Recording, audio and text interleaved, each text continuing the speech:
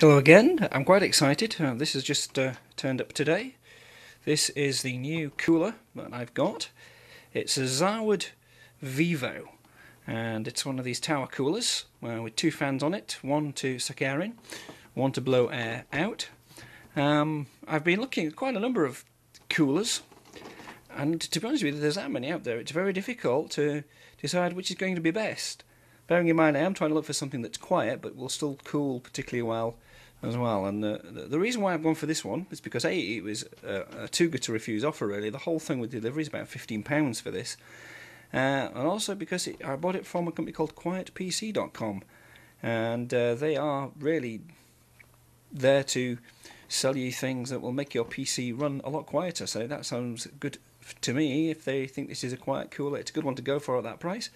It's got a couple of fans in there. It's also 3-pin fans, so that means they will work very well with the planned fan controller that I've got as well. So we're going to unbox this, get it fitted and see what happens.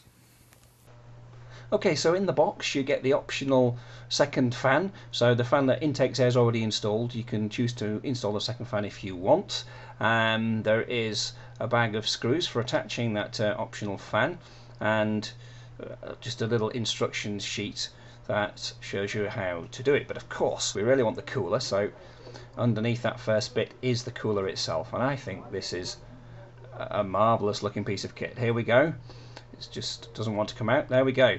So that is the cooler with the intake fan already installed, and if we just turn it over, we can see in the back there we've got the brackets. The 775 brackets already installed. There's also the AMD bracket as an option.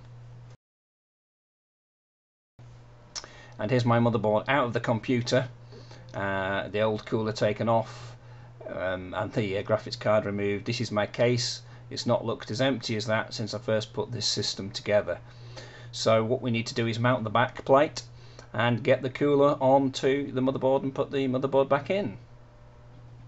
And here it is, everything back together. That is quite a big cooler actually. It's only a 92mm fan, but still a big cooler nonetheless. But we're ready to connect everything up and fire it up. And here we are with the cooler now in operation, and it certainly is quieter than the default cooler that I had in there, particularly as this motherboard wouldn't actually slow the default fan, the PWM fan, down. So this looks really good. What I need to do at some point is install that second fan and connect it up to my fan controller, and then that will allow me to run the second fan if I need the extra cooling. Just having a look at the temperatures on here, because I'm always interested in that and seeing how it compares. And to be honest, it's running at about 35 degrees idle. Now to get that on the default cooler, I had to run it at full speed really, and it was just too loud. So considering the volume, I'm really pleased with that result.